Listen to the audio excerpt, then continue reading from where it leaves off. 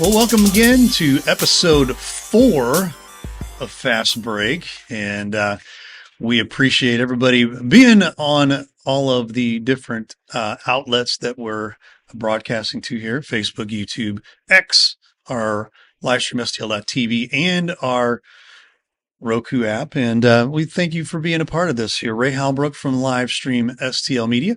Hope everybody's having a wonderful day here today. And we have our panel, the esteemed panel here, Coach, the professor of Coachonomics here in the middle, Lee Richardson. Hello. And Scotty the Freak Lotta, also known as the Hoops Whisperer there. Hola. Scotty.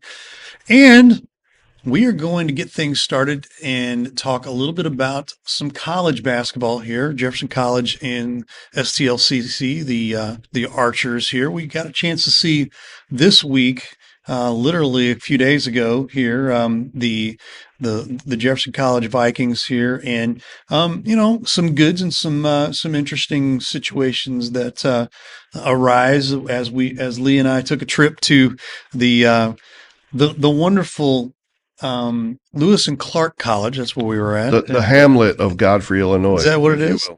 All right. Yes.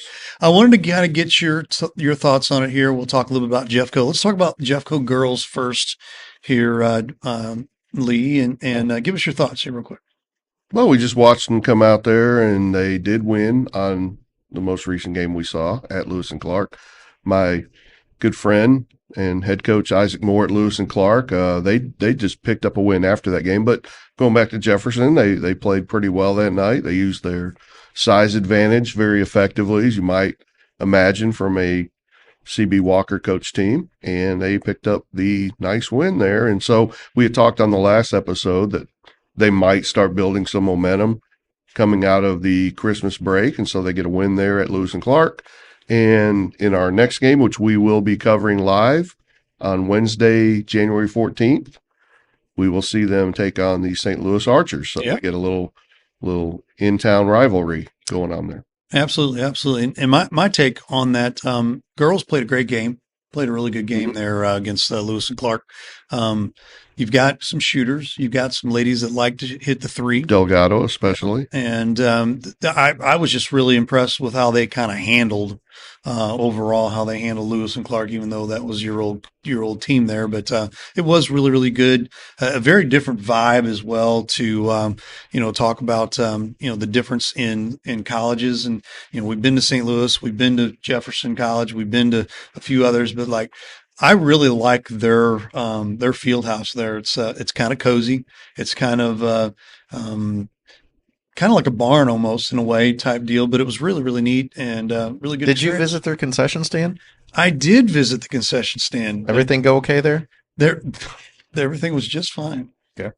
And they actually have the pay-as-you-go concession stand, so they don't have anybody in there running the concession stand. You just basically very modern. electronic. So is that really like cool. on the honor system? Oh, you're on the honor system. Wow, very modern. There are cameras. Yes. In case you get tempted. There you go. Let's talk about the guys here real quick here, Coach. I didn't get to talk. Oh, well, let's talk. I keep looking. What is your thoughts here, Scotty? Set us up, buddy. So I haven't got to see them yet. So, I'm just kind of looking at what they look like on paper. They're floating right around that 500 mark, the ladies. You look at their top scorer, Ty Harvey, 13 points and some change, and then supporting cast, with Pitts, Delgado, and Hammondtree. Obviously, we've talked up, CB Walker's program and, his kind of mantra, kind of stay the course, put in the work. And, obviously, you're kind of in that just after Christmas ebb and flow of the season, where you're kind of ramping up here. But, looking very forward to seeing them here in the very near future.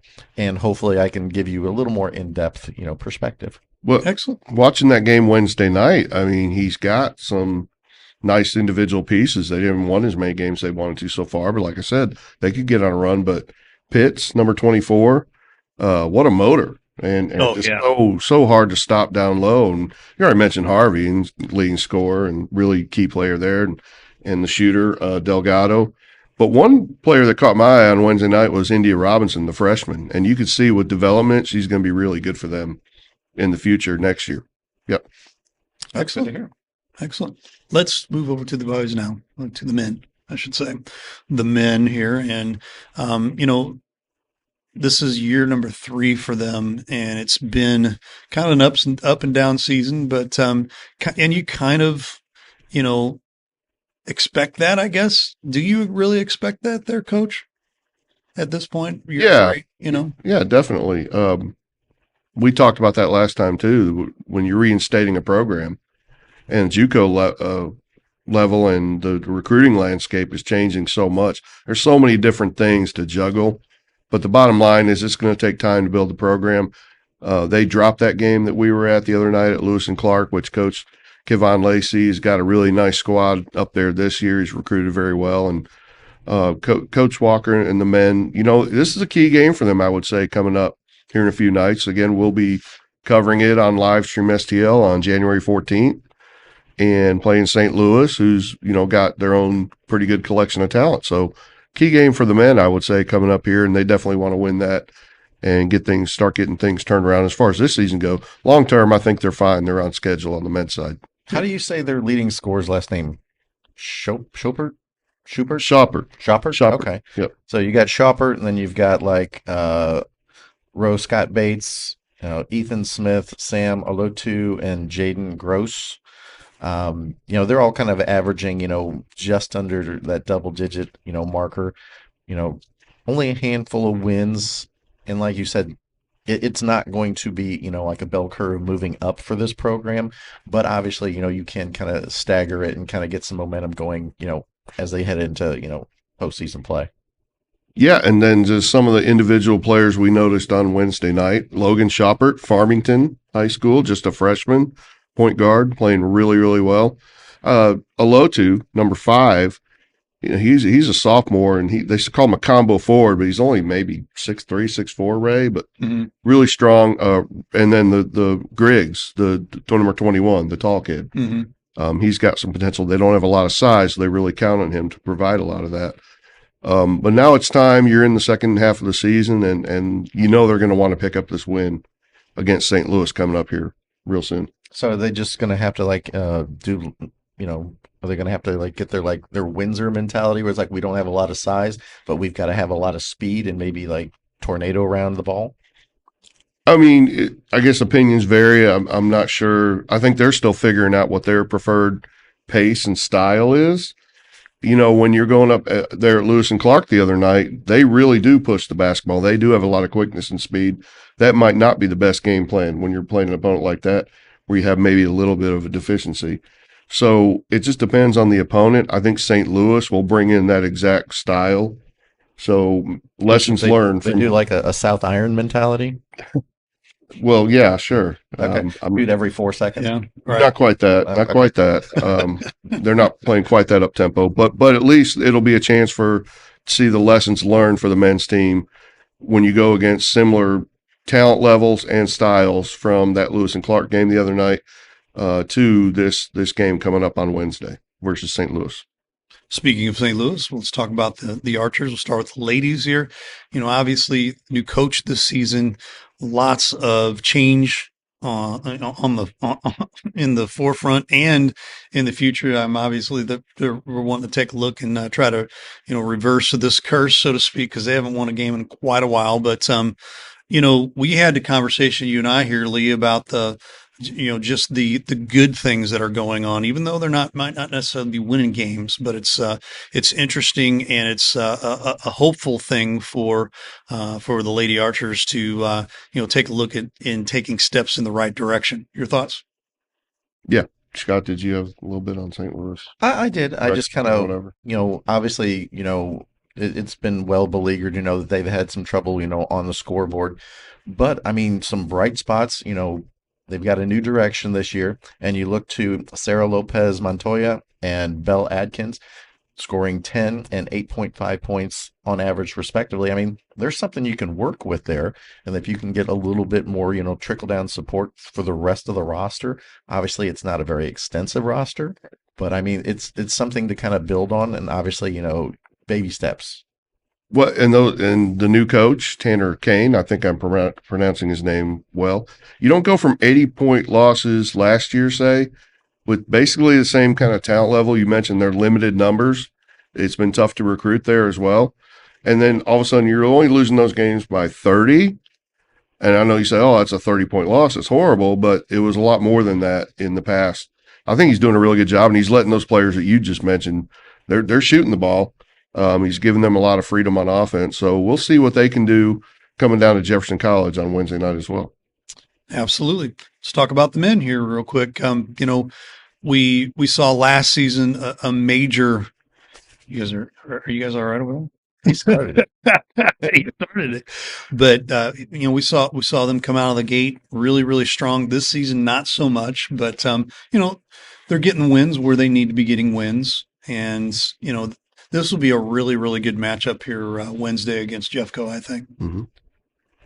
So they're sitting right about half a dozen wins, I believe, give or take. 6 and 10. So, obviously they came out of the gate strong. They've kind of been on like a 5-game skid here lately, but it kind of mirrors a lot the scoring that we're looking at with the Jeffco team. You've got Zach Goss, you've got Derek Smith, Stephen Higgs, which I believe we know that from Northwest, right? That's right. Mhm. Big guy from then- Northwest a couple of years ago. And then Mael Taylor, averaging about 14 points down to about 8 points. So you've got a little bit of balance there. It's just a matter of, someone's going to have to kick it into higher gear or maybe find something defensively that helps you kind of bridge that gap. Sluggish at the before Christmas, and seems like they're a little sluggish coming out of the gate after Christmas. I think it's a good opportunity for Jefferson College to maybe pick up that region win coming up here. But you mentioned Zach Goss, Lindbergh graduate, and then you said Higgins from Northwest, and Derek Smith, was that his name? That young man? Correct. I think he's from one of the Parkways, Parkway North maybe. So Coach Collins and his staff, they do a really good job recruiting St. Louis area. And they're, like I said, they're going to play a very up-tempo style. They're going to get after it. But Jefferson College, again, great opportunity here for a win at home and much needed. Absolutely. Let's now switch over here to our JCAA local teams here, and pardon me. We will, let's talk about it here a little bit now. Let's talk about the small school girls here real quick. And we have a graphic here of the current standings as of January 10th. So this is what we have right now. We're not going to deal with the standings as far as like the conference standings yet. We're going to start getting into that here shortly, but this is what we have right now. Vincent, they're at 8-4. They've kind of taken over the number one spot now over Crystal City, who's 7-6. The Jefferson Blue Jays at 4-8, Herculaneum at 2-9, and Grandview at 2-10. And obviously we haven't seen St. Vincent yet, but we've heard a ton about what's going on with them. But still pretty impressed with the Crystal City Hornets as well. And your thoughts on this particular conference here, Scotty? Well, yeah, right. Thanks. So obviously, we saw St. Vincent's last year make a pretty deep run with that team. Obviously, you graduate, you come back with a whole different squad. But, based on what we know from that program, their coaches, when it comes to, when we get to the postseason, they're going to be someone to be reckoned with. Obviously, Crystal City still holding their head above water, still getting good results. And then kind of the rest of the field, Jefferson, I think Jeff would probably be able to weigh in a little bit better on this. I think maybe they would probably expect a little bit better results this early in the season, but again, it's still early. And then obviously you're talking about Grandview and Herculaneum, kind of struggling a little bit. But if you do look at the Herculaneum program, I believe in their last 4 games, they're 2-2 after a rough start at 0-8. Yeah. Yeah. St. Vincent, you just got to, it's just the fact they're the class of the small right now, and with the Rubel players there, I mean, it's going to be really tough for anybody on the small side to win conference or, maybe upset them in one of the games. So, but not all is lost because you're not necessarily in St. Vincent's district. You keep improving and don't worry about the individual result with them. And who knows where you can end up by the end of the season. But St. Vincent definitely poised for a deep run this year, I think. Excellent. Let's take a look at the large schools here real quick. 11-1 there. The Festus Tigers kind of in pole position here, but you do have the Hillsboro Hawks right there at 8-1, so both only with a single loss. But we've actually gotten a chance to see Festus a little bit this past week. We'll talk a little bit about that down the road here, but 8-1 there, Hillsboro, 7-8 there for the DeSoto Dragons, 6-7 for the Windsor Owls, and 5-5 for Perryville. Again, I still kind of feel like it's the Festus Tigers, district or I'm sorry, conference to lose. But Well, you they never know. are You just never know. they are defending co-champions. That's correct. So, I mean, really, it's you got 1 and 1A there with Festus and Hillsboro, and when you have Portell's defense and his way to scheme, and then you've got obviously Andrew Hubbard over at Hillsboro. Anything can happen, and on any given night, depending on who's hot, that's who I'm going to go with. Right. Yeah, to throw a couple of comparative scores out there don't necessarily mean everything at all, but Festus' only loss was to the Jackson girls, who were just really, really tough and loaded this year. And then go back to what we were talking about with St. Vincent. They only lost to Jackson by 2 points. Mm-hmm. So, I mean, more than anything, I think it probably tells you how good Jackson is and how good St. Vincent is. Yeah. Now, on the large side, back to that, I think I agree with you. I think Hillsboro definitely will give Festus a game. What we saw the other night, though, was them executing that Portell system really well and really up-tempo. They get the rebound, in a lot of cases, steals. They caused so many turnovers the other night against Jefferson, maybe 32. Ooh. I think. And and then just immediately transition and they're up the floor, go back to your 4 seconds. They get a turnover. They're trying to score in 4 seconds or less for sure. And great point guard, great senior leadership from Olivia Madden. We saw Eliza Skaggs, and Lillian Kennedy was our player of the game, just kind of did everything, had 7 or 8 steals herself.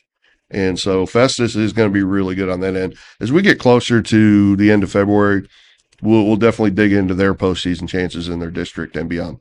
Excellent. And before we move on from the ladies, there's in the last couple of weeks there have been a couple of notable tournaments.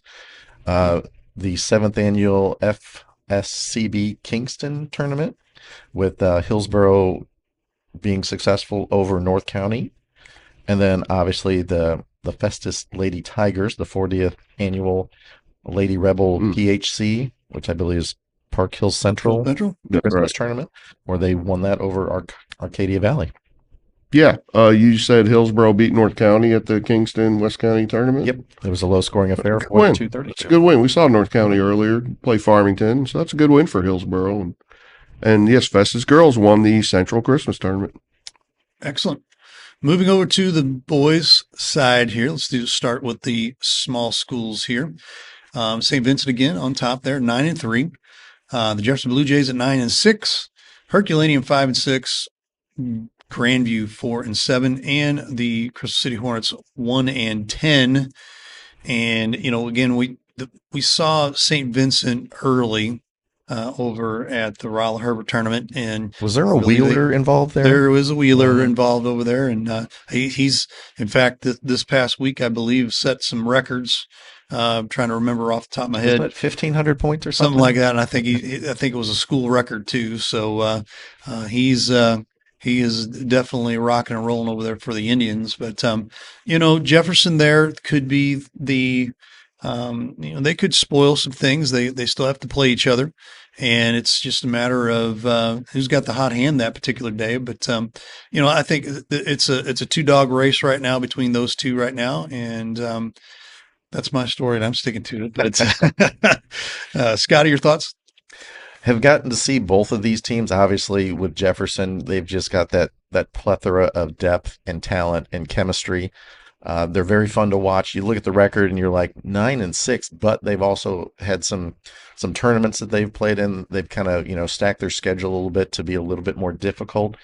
So that record may be a little bit misleading. But St. Vincent, I mean, that Wheeler kid, I mean, him all by himself. I mean, he needs to be triple teamed every possession. Yeah, he's tough, and they've gotten better. Just like they always do.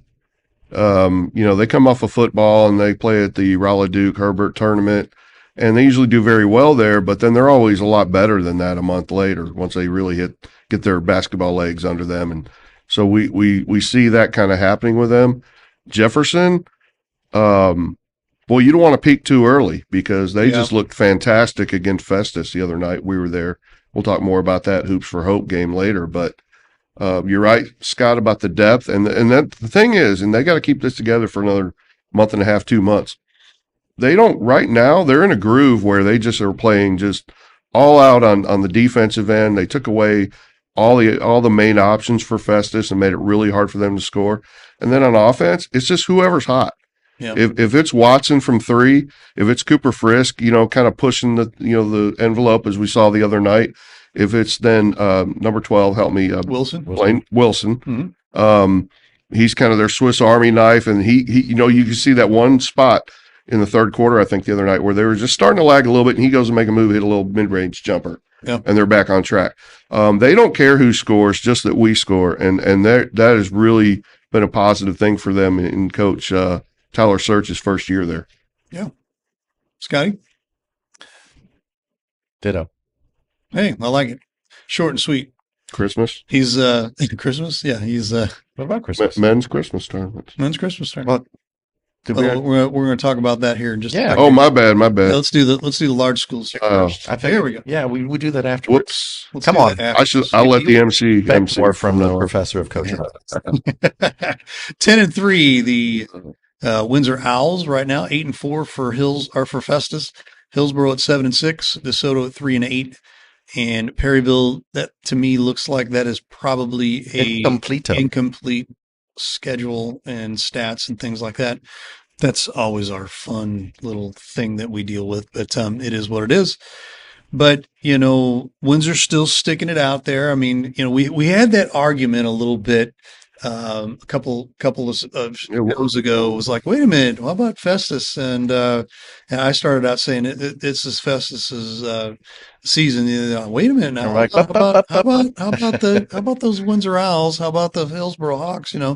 But Windsor's still tough.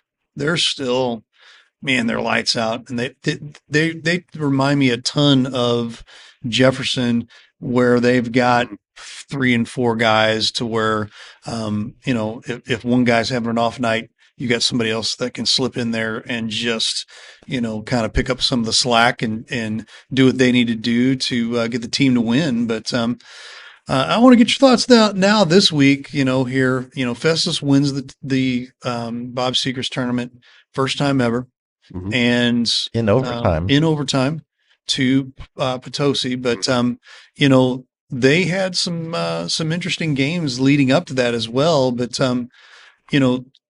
has your thoughts changed from a couple of weeks ago there, Coach? No, I mean, I think it's the 3-team race. Just the other night, Windsor beats Hillsborough. And before that, I thought Hillsborough was building some momentum, starting to play pretty well. And Festus, we saw, probably didn't play their best game at Jefferson the other night. So if you catch them on an off night, the other team is playing well. Any of the 3 can beat any of the others. Then you have 2 more teams, DeSoto and Perryville. You mentioned Perryville. Got a big conference win over DeSoto the other night. So in Coach Eli Samples, former Crystal City star, his first season there, and that's a really big win for them. I know they're both kind of at the bottom of the large, Mm-hmm. but that was really good for him and rebuilding that program. But at the top, I mean, you can't assume anything, and you got to show up on the night of those big games, and that'll determine who wins it. And really, just going down the stretch, I just hope, because you said, Windsor, Festus, Hillsborough, that 3-team race. If all of their key cogs stay healthy any given night, I think this could be, this one, it's just kind of like the Spider-Man pointing. It could be this one. Yeah. This one. No doubt. But yeah, they're all very talented and they're well coached. All right. Thanks. There you go. All right. That is a look at what's going on here in the last couple of weeks here for the Jefferson County area here, and we'll be back with our next segment. Meant to do what they do. Devoted, skilled, solving problems before there are problems. Just like the team at Crystal Heating and Cooling. 60 years of teamwork and dedication. To Crystal, you're more than a customer. You're a friend. Top reviews, decades of experience keeping your home safe and comfortable through any weather. And Crystal Care Club with included maintenance and free financing options. For 60 years, Crystal puts their heart into your comfort. Crystal Heating and Cooling.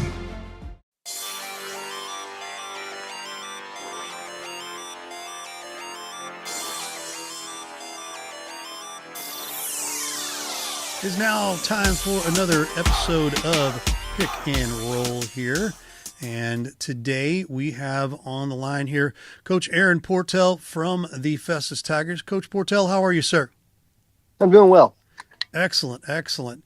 I want to catch up with you a little bit here on the ladies' season. Just give me a little recap of where they are right now, and then we'll also talk about this amazing win. You guys go back to back with the men here for. I know it was the men's first time. I'm not sure if it was the ladies' first time, but winning the Park Hill Central tournament as well. Just want to get your thoughts on both of those things. Yeah, it was a great week for the Festus program. It was the first time for both the girls and the boys to come away with a victory in that Christmas tournament. So it was a pretty neat weekend. Excellent. Your thoughts so far on the ladies' season? I know they've come out pretty strong and playing some really good ball, and I just want to get your thoughts on that. Yeah, I mean we lost one senior to graduation last year, and we were 20-6. So I knew with what we had coming back, we were going to be pretty solid. I'm not sure we'd be 9-0, but I knew we were going to be pretty good. And the girls, I thought in that championship game, played their best basketball. Excellent, excellent. So we got pick and roll here. So I have 10 questions on a sheet of paper here. You give me 3 of those questions. Just give me whatever number, and it's random, so Coach doesn't know what I'm going to ask him. It is all basketball related. It is coaching related. So go ahead there, Coach. Give me some numbers. Let's go with number 5. Number 5. Corporations and businesses have core values. What are your core values for your team? Again, I think we need to be bought into the team about more about the we and the bigger picture than the individual stats. And once kids can buy into that, I think you got a pretty good recipe for a good team. Excellent. Give me another number. About a 7. Number 7. In defeat, coaches can find positive elements. Conversely, in victories, there can be elements to tweak or to improve. How do you strike the balance of when to encourage and when to challenge your players? Again, I think we should always look to challenge our players. Looking at that game last Wednesday, we struggled in that fourth quarter against the press, so it definitely gave us something to look at and what we need to work on in these next few practices coming up with Jackson. So I strive to always try to challenge the kids. Excellent. Excellent. One more. All right, let's go number 1. Number 1. Still early in the season, but what has been the biggest surprise from your team so far? I think looking at Jamisha Patterson, I think last year she gave us 4 points a game. She's only been playing basketball since the 8th grade. She's a junior now, so was that 3 or 4 years. She's really been a positive for us this year. She's averaging almost 11 points a game, about 6 rebounds. She became a true focus on her offensive side of the ball. So she's a surprise for me. Excellent, excellent. Well, I know we'll be catching up with you here on the back half here of the season, and good luck to you the rest of the way, but I'm sure we'll see you down the road here, Coach. I appreciate it. Coach Aaron Portell from the Festus Tigers sees as well. We've got Dan Johnson on the line from the Festus Tigers. Coach Dan Johnson, how are you, sir? Doing very well. Thanks for having me on. Excellent, excellent. Talk to you. Let's talk about the Festus season doing very well, and to make things even better here. You guys just recently picked up a big win there, first time you guys have ever won the Bob Secrets tournament along with the girls. So back to back there for the Festus Tigers. And tell us about this season, and then also tell us a little bit about the tournament as well. Yeah, as far as the season goes, we were excited to get to this Christmas break so that we could have 4 or 5 days of practice in a row with our full team and kind of gain some continuity and get everybody on the same page. Our football team made another big state run. They made all the way to the Final Four this year, so we didn't get them until around December. We had a snow day, and then we just had a couple practices before it was, time to play Charleston and then jump right into the Steig Horse tournament. So we kind of got to catch our breath a little bit, iron out a few things, and then kind of go into the Christmas tournament, kind of full steam ahead. And I thought, obviously, we played really well in that tournament. We got better with each game, and finished it up with a exciting overtime win against Potosi.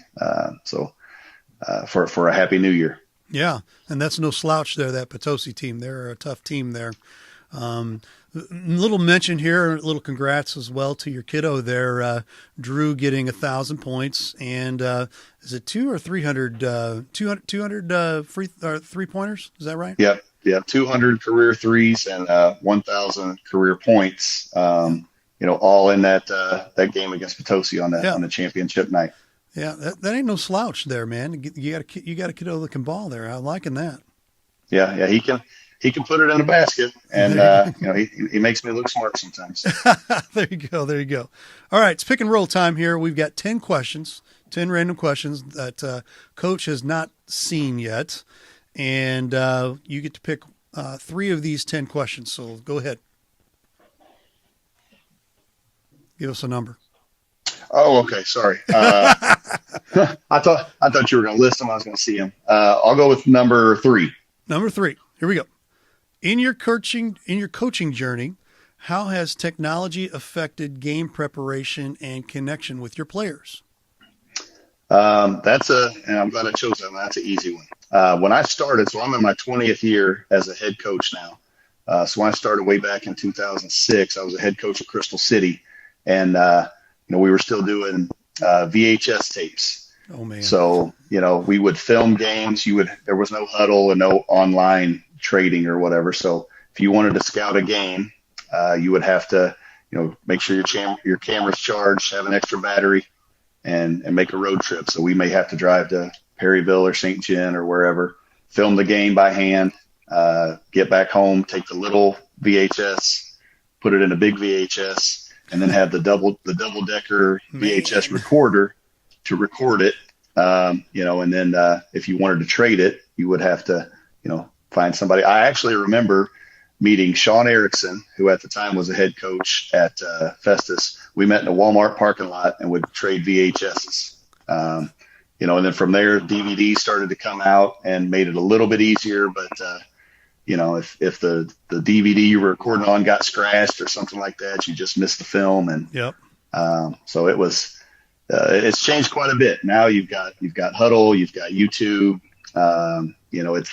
You don't have to go all over the place and try to scout. You can pretty much find video anywhere you want. You trade with a coach online, and like this tournament, for example, you play 4 games in 5 nights, but you get 4 films on somebody, just one night, and don't even have time to watch them all. So technology has changed that part of it a lot, but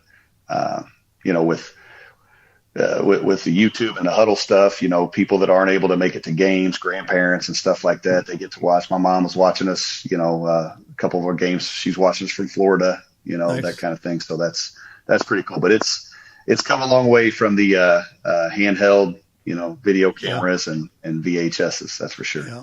We're going to call you the OG with the mentioning the VHS tape there, right? Yeah. It's been a while. There you go. Give us another question. Let's go with 5. Number 5. Corporations and businesses have core values. What are your core values for your team? Well, we kind of have a few, I would say, non-negotiables in our program. I had the shirt on earlier. It's run hard, talk loud. It's kind of one of our staples. That's always at the top of the list. We want to play at a pretty fast pace, but even if we're going to slow it down, we want to win the race in both directions. So offensively, we'd like to sprint and transition, talk about where we're going, so we have good space. And then defensively, we want to sprint back and beat the offense back, so we can get our defense set and give ourselves the best chance to get a stop. So run hard, talk loud. It's just a pretty simple one. Nice. And there's some other little quirks kind of from year to year, but that one's a staple. Play hard, act right is another one I stole from a college coach several years ago, and that pretty much covers everything. If a player is acting in a certain way or reacting a certain way, you could always ask them, hey, are you playing hard and acting right?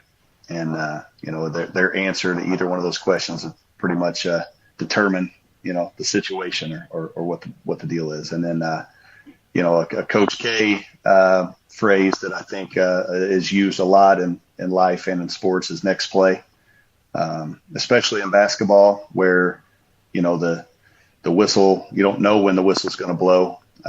So you can make a bad turnover, but you don't have time to stop and sulk about it. You got to sprint back on defense. You miss a shot, you make a shot, the other team's coming back at you. So being able to move on to the next play right away is super important. So those are kind of ones that we kind of try to live by, with our program and try to get our kids programmed to do.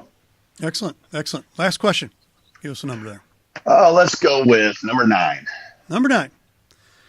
Outside of the outcome of a game, what in your mind makes that game a successful one for your program? Well, we always try to talk about playing the game one possession at a time. I think Nick Saban likes to say that outcomes are distractions. So if you go into a game and thinking about the outcome, you're already kind of behind because, in a basketball game, the pace that we play, we're probably going to get 15 possessions on offense and play 15 possessions on defense each quarter. So that's going to make for 120 possessions in a game. So if you approach it by trying to win each one of those possessions, then the outcome will be whatever it is, and you'll be able to live with the results. So it's, again, kind of back to a kind of a next play situation. The next one's the most important. So, at the end of a game, when you go back to the locker room, if you feel like you've given your best effort physically, mentally, emotionally, if you won, obviously you feel good about it. But if you lost and maybe you just didn't make shots that night, or the other team made more shots or whatever, you can live with those results. So that's kind of the approach that we try to take. Definitely sounds simple, but it's not easy. Right. But that's kind of that's the approach that we try to take with each game. Excellent. Well, Coach, we appreciate the time, and I know we'll be catching up with you throughout the season here. The crunch time now, you've got conference games coming up and things like that, so I know we'll be seeing you down the road here. Absolutely. Thanks for your coverage and all you do for high school sports here in our area. We appreciate it. Appreciate that. That's Dan Johnson from the Festus Tigers. And welcome into the Ask the Professor segment of Fast Break here, presented by Livestream STL. And over my right shoulder, there's obviously the Next Level book written by our own esteemed professor of coachonomics, Lee Richardson. Lee, if you were feeling literary, what would be the next step in your architecture of your career? Well, I've been thinking about this, Scott, because you've been, talking about my book. It's been a while since I wrote it, but thank you for that. And I think it inspired me to write a book about basketball and reverse psychology. So when it comes out, please don't buy it. And dad jokes brought to you by Fast Break. So, as we said, this is the Ask the Professor segment here, and we actually have a formal question. Just posing this to the professor here. So I'm ready. Generally, the offense gets all the flowers from the casual fan. But through the coaching lens, How does the defensive side of the ball look to a coach? Setting up a backcourt trap, when to trigger a double team, how to disguise a defensive look to maybe entice an aggressive player into a possible turnover or an offensive foul. All right, that's a pretty broad question, but it is, but it gives you some rope to play with. Yeah, definitely.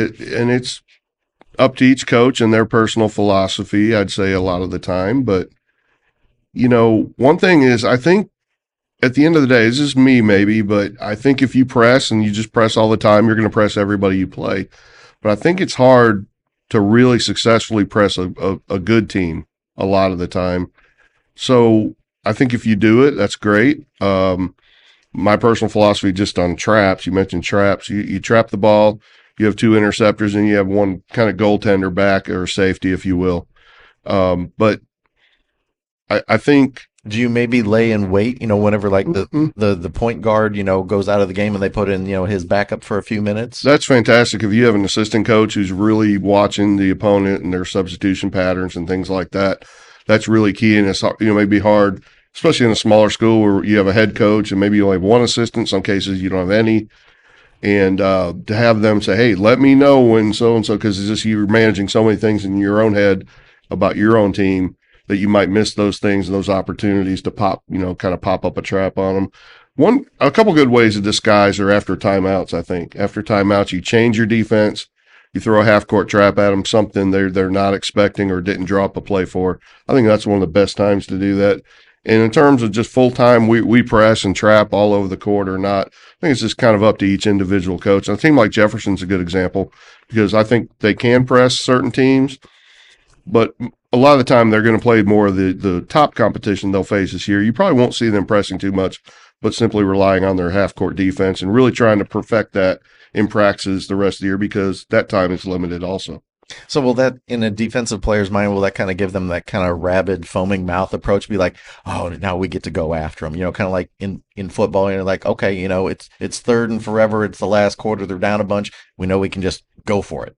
Yeah, but it's go to college basketball. You just don't see a lot of the pressing, even like you maybe used to. But teams that did it way back when, Arkansas being a good example, way back, the 40 minutes of hell and things like that. Yeah, those players have to have that mindset or it's not going to work, especially if you're doing it full time. But like I said, other than that, yeah, you're playing a inferior opponent. You're able to trap and get away with those traps.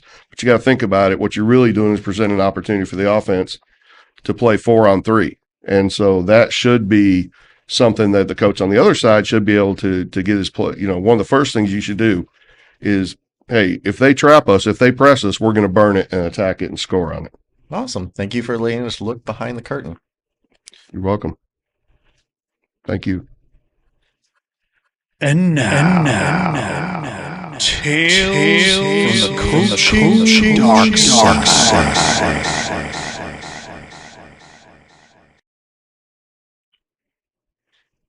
Hello, and welcome to Tales from the Coaching Darkside.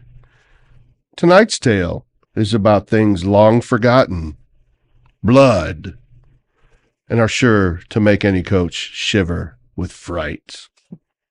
Okay, let me set this up for you. It's a long school day. Now you're on the bus going to an away game, all right?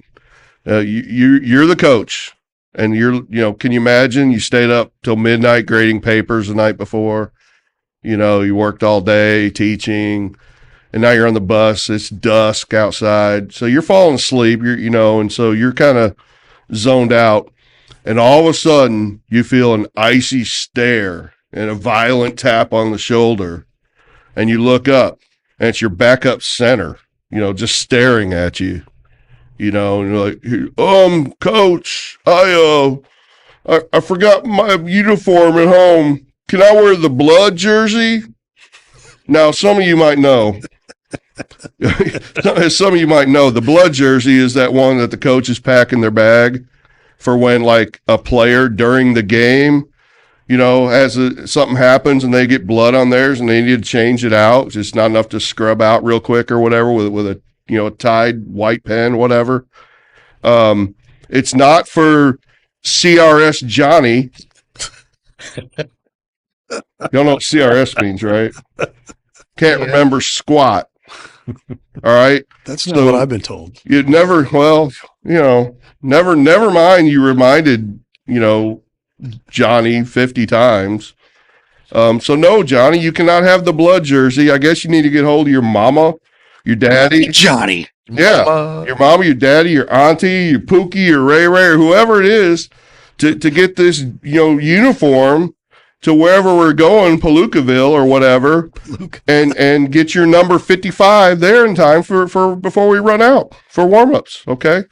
So friendly advice, just coaches, make sure you check those players' bags before you get on the bus and avoid being the victim in another tale from the coaching dark side.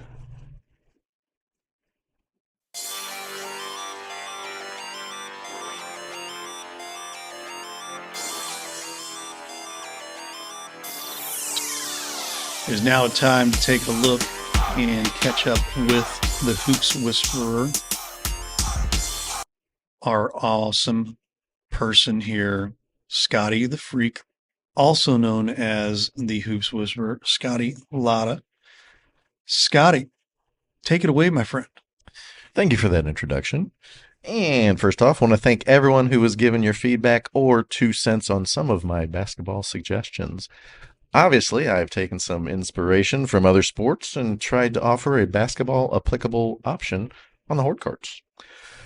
Using that mindset, let's borrow a little bit from baseball. In recent years, the MLB teams have gotten away from the old school fundamentals and metrics in favor of new age nerd numbers. You've got your WOBP, weighted on base percentage, BABIP, batting average on balls in play, EV, exit velocity, and LA launch angle.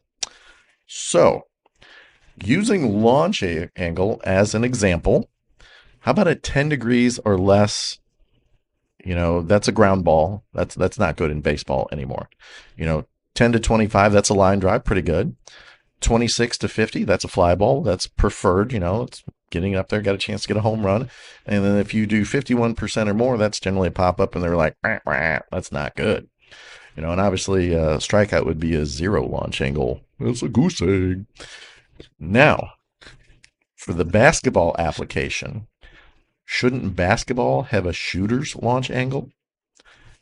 For starters, you're looking at about a 60 to 75 degree launch angle, probability somewhere in 50 to 70% success range, obviously in that 8 to 22 foot range.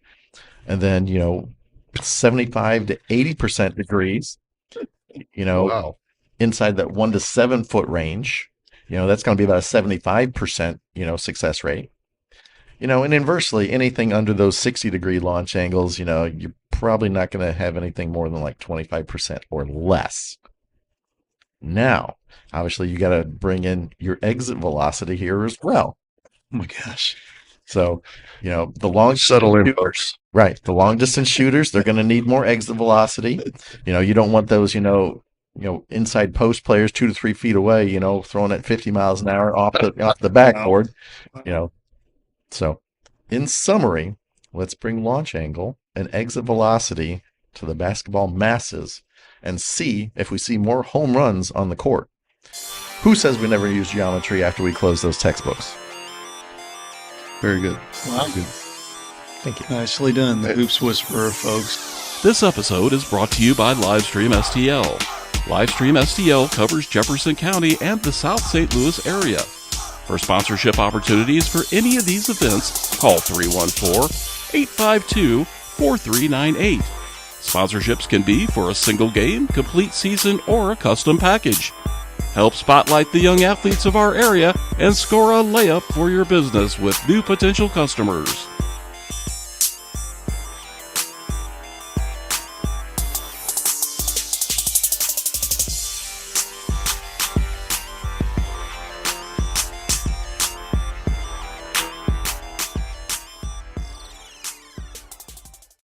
Thanks for watching today's broadcast. Any unauthorized use of this broadcast without the express written consent of Livestream STL is strictly prohibited.